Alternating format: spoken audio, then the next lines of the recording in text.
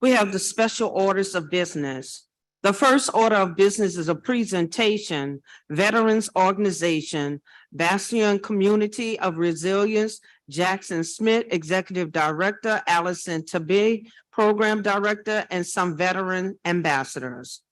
Bastion Community of Resilience is a veterans community located in New Orleans that provides affordable housing services, including occupational therapy, counseling, support groups, and supportive neighbors for veterans and their families, promoting healing and resilience. It is the only such community in the U.S. and is delivering impactful results.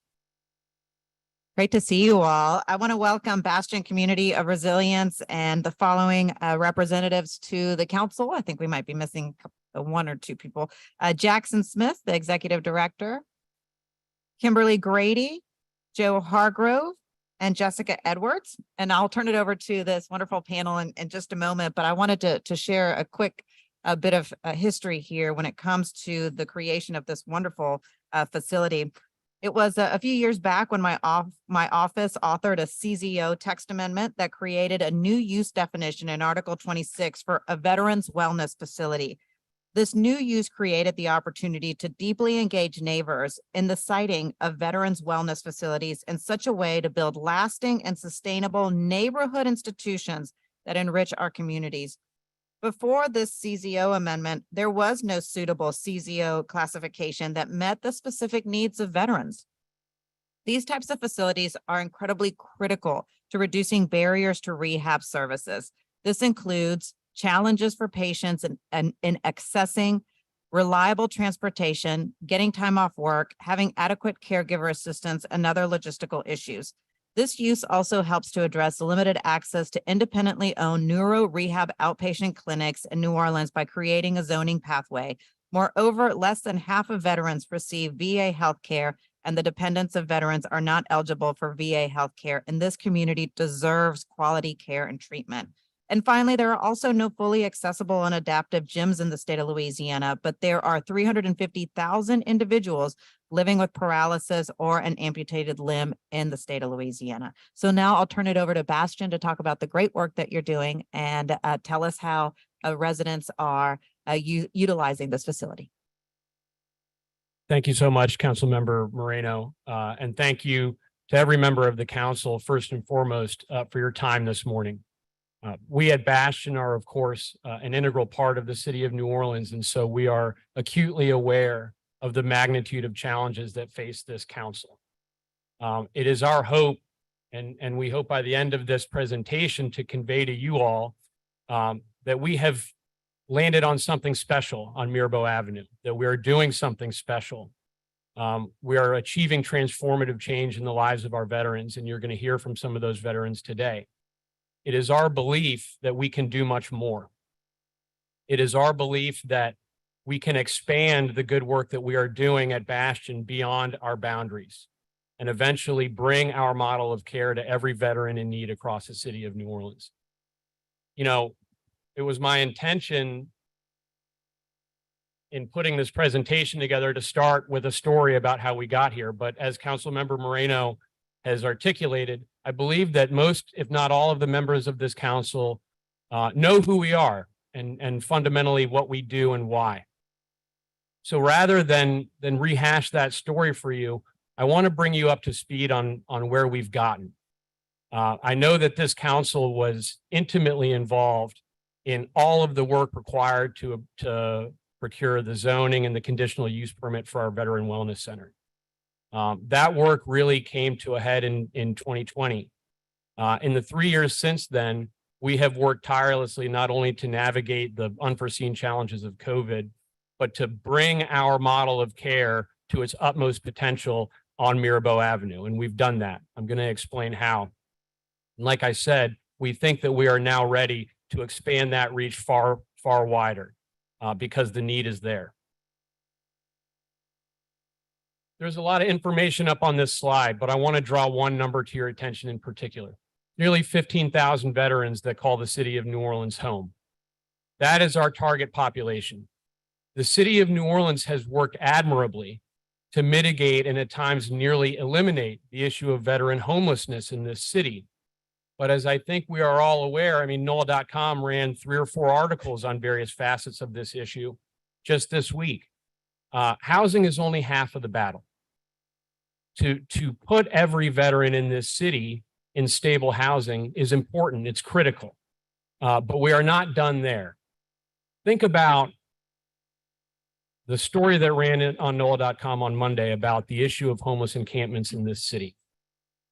And the issue of putting resources in place that, regardless of how comprehensive they might be, cannot, in some cases, get our unhoused population to leave the encampment, that no matter what, they always want to come back to this place they know. And why? Because this is the only place where they feel accepted. This is the only place that truly feels like home or even a semblance of community to them. Well, that's the same issue that our veterans deal with. Look at some of the other numbers on this slide. Traumatic brain injury, the signature wound of the war on terror, of which I'm a veteran. Nearly 900,000 veterans nationwide contend with this injury. Veterans are already 3 times as likely as their civilian counterparts to commit suicide. In instances of traumatic brain injury, veterans are twice as likely as their civilian counterparts to take their own lives, and that risk doubles again in instances of multiple or severe TBI. The issues that these veterans contend with are not mitigated merely by the provision of housing. Anxiety, depression, social isolation, difficulty holding a job, difficulty starting or maintaining relationships. These are the issues that destabilize the lives of our veterans. And in so many cases, even in instances where they're able to obtain housing, these are the issues that make that housing so difficult to maintain in the long term. That's where Bastion comes in. You know, at Bastion, our motto is community as the intervention. And the way that I used to explain that was to say, at Bastion, neighbors help neighbors. At Bastion, you've got your neighbor to come over in the morning to remind you to take your prescription medication. Or she might come over in the afternoon to give you a ride to the doctor's office because you can't drive. And I was explaining it in those terms one day when a teammate of mine stopped me and she said, "You're getting that wrong," which is something that my staff members have no issue telling me any day of the week. She says, in those examples that you're using, the prescription medication is the intervention. The trip to the doctor's office is the intervention. The neighbor is merely facilitating those things. And that's important, but that's not what we're talking about when we say community as the intervention. When we use that motto, what we mean is at Bastion, those relationships themselves are the treatment. The cultivation of deep, meaningful relationships of understanding and care is a form of treatment in its own right. It gives these veterans the things that so many of them lost when they took off the uniform: sense of identity, sense of self, sense of mission and purpose, pride, the sense that the people around you understand you. They share your struggles. They empathize with where you've been, and they are ready to support you and where you are going. That is what the residents of Bastion give to one another. And it is what, for so many of them, they have suffered so badly and for so long without. This is how we implement that approach. At Bastion, we have grown our services and programs to create a comprehensive environment of support around our veterans. Our fundamental model is this: we will put you in an environment where you are saturated with, surrounded by supportive relationships. Those are your first line of defense. Those relationships are the way that we catch destabilization at its earliest phases, where we can identify that a veteran is having issues with his sobriety, that he may be getting behind on his rent, that he's got health issues that are starting to bubble up and disrupt his finances. It will be his neighbors who catch those issues first. And on top of that, we will layer services and programs that meet that veteran's most urgent needs. We have occupational therapists that are now operating our Headway brain injury program. Like I said, the brain injury is a signature wound of the war on terror. There is no cure for this condition, and it will affect the injured veteran for the rest of their lives. This has been an intractable issue across the veteran serving community nationally. And at Bastion, in our Headway program, which is now enrolling 24 veterans, we have found a model that consistently allows these veterans to set and meet both short and long-term goals beyond the prognostications and diagnoses of their treating physicians. We have social workers that intervene in crisis of veterans, brain injured or otherwise. We have community programs like our pantry and community chefs to provide meals for homebound residents. We have our resident employment program that is putting veterans back to work, serving their own neighbors within the community. This program is especially important because with veterans who are dealing with issues like PTSD and brain injuries, the prospect of vocational rehabilitation is a daunting one. You are necessarily taking that veteran to the limits of his capabilities and saying, we think you are ready to go back to work. Well, if the first step that that veteran takes in that journey is now outside of our community, in a setting with maybe an unfamiliar employer, unfamiliar challenges, there is a pretty good chance that that veteran at some point in that process will discover, I have exceeded my capacities. I'm trying to push the limits here and I've gone a little bit too far. If he encounters that situation out in town at an unfamiliar employer, maybe he's working at Home Depot, and that's the setting in which he encounters his difficulties, where he says, look, I don't know if I can do this. I may need to disengage from this. I am overwhelmed. I don't feel safe. Think about how painful that process will be in front of a group of strangers. Think about the effect that that will have on the confidence that that veteran has built for himself over his months of work at Bastion. So through our resident employment program, we take those first steps within the community. We can tell the veteran, we think that you're ready for a 4-hour work shift at a time. We've been watching you, we've been working with you, we think that's where you are. So let's try that. And maybe in that first work shift, the veteran makes it 3 hours before he says, gosh, I'm feeling a little bit overwhelmed. Well, now he's at home. Now he's in the supportive environment where all he has to do is walk across the lawn to a social worker and say, hey, I have an hour left in my shift. Would it be all right if I take a few minutes to myself? I'm feeling a little bit overwhelmed. Now that process continues to be therapeutic and forward moving. And this approach works. You see a lot of statistics up on this slide, and I won't read them to you.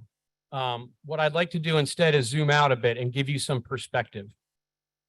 Bastion's been collecting survey data across our community for 5 years now. This survey measures metrics like social connectedness, engagement in meaningful activities, sense of personal safety.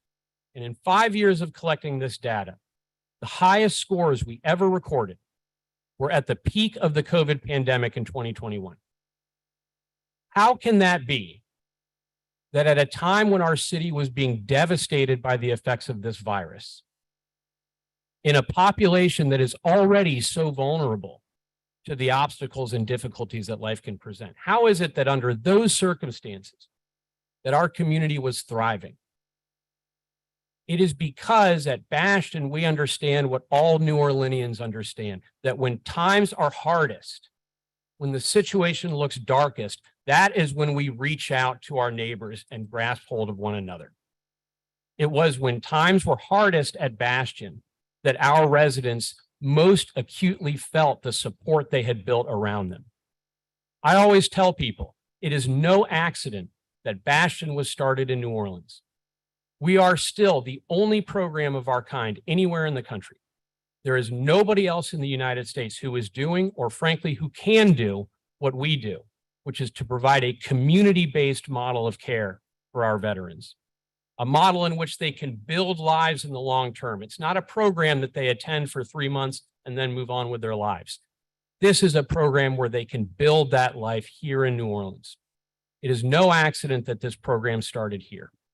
This place understands better than anywhere else in this country what it means to lose everything and what it means to lift one another back up and proceed together. That is what we do at Bastion.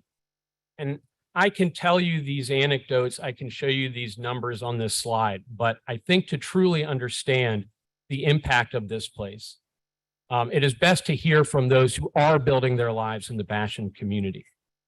And so on that note, it is my honor and privilege to introduce two of the veterans that I serve, Joe Hargrove and Jessica Edwards. Joe, would you lead us off, please? Good morning, everybody. I am a native New Orleanian. I'm from uptown, went to Booker T. Washington. Hood. I don't want to hear nothing from the Culver guys and nobody from 35 or St. Og, I'm not hearing it. Anyway, But it takes a village, to raise a child, but it also takes that same village to work on a community. With that being said, everything that we do here, you got to have some type of belief in it. And when I came here, I'll tell you, I came here with nothing. And, I went to the programs, I talked to everybody, I went through the VA, I'm a veteran, 22 and a half years, Army vet. And PTSD, things like that. But I'm not here to talk about me, but I'm talking about the program and what my community means to me. They mean everything to me. They are great guys, great ladies, and things like that. And like everywhere, you don't get along with everybody, but we have a tendency of making ourselves work together towards a common goal. And that common goal is to take care of each other. And we are looking for people on the outside. We have people from the outside coming in and they're seeing what we do and they're impressed and they want to get in on it. It's hard to say that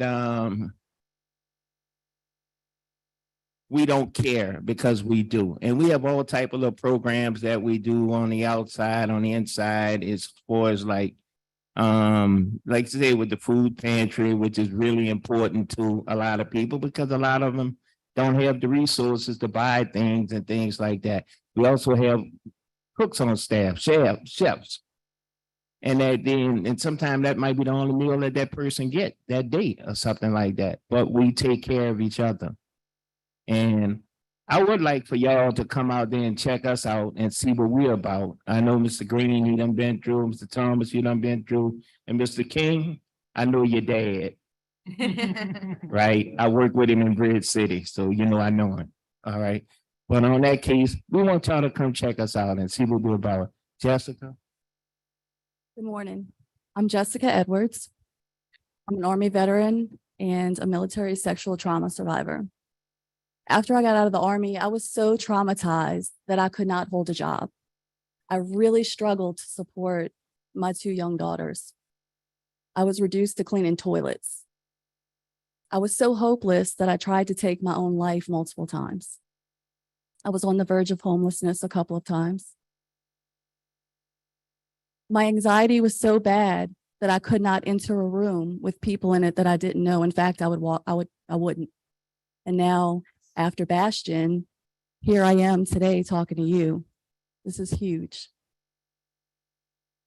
Because of the food program, the affordable housing, and the position that was created for me in the community, I'm able to work in the community. It's given me a sense of purpose. Not only that, I was able to put my daughter through college. She'll be graduating in 2 semesters at UNO. And most recently, I just purchased a house on Monday. Makes me really, really, sorry, I'm emotional. It makes me really sad to think about leaving Bastion because this is the only place that I've ever felt like I've had family. I would like to be very, very clear. The VA did not help me. Bastion did.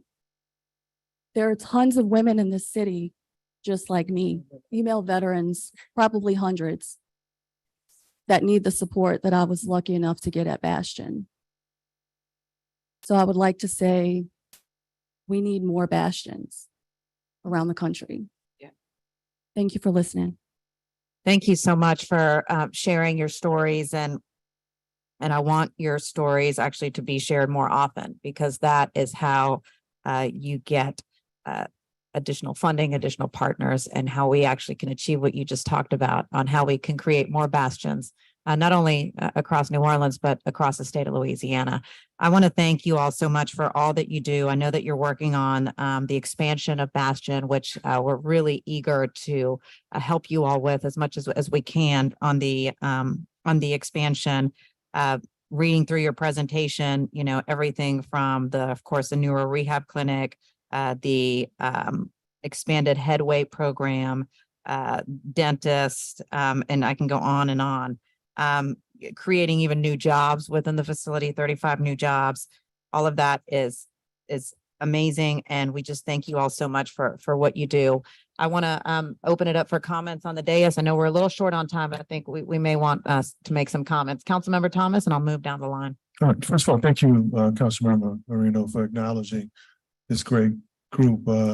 You know, when you talk about veterans and rights, Jill is a blessing in the community, from the VA to the needs. I don't know, Miss Jessica, but your story is one of triumph.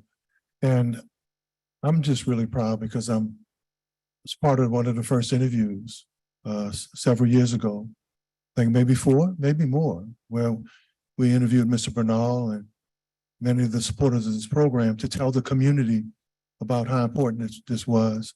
And so I want to thank Equity Media and WBOK for kind of leading the way here, because though people are hearing it now, we started planting those seeds. And